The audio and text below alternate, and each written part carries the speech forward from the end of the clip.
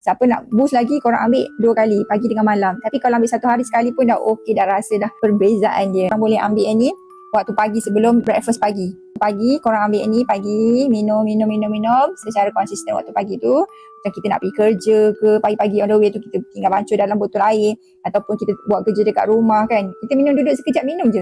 Nak tak payah ambil breakfast lain pun tak apa. Korang amalkan ni je, minum ni je. Minum setiap hari. Lepas tu kita standby yang Dr. Mu cakap tadi, dia hari ovulasi tu. Jangan sia-siakan hari ovulasi tu.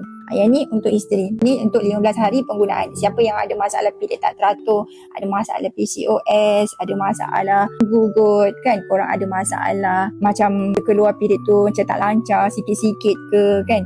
Kalau korang ada masalah endometriosis ke, adenomyosis ke kan, korang nak ikhtiar untuk dapat cahaya mata, so korang dapatkan sugar protein Mama Tubi ni untuk isteri.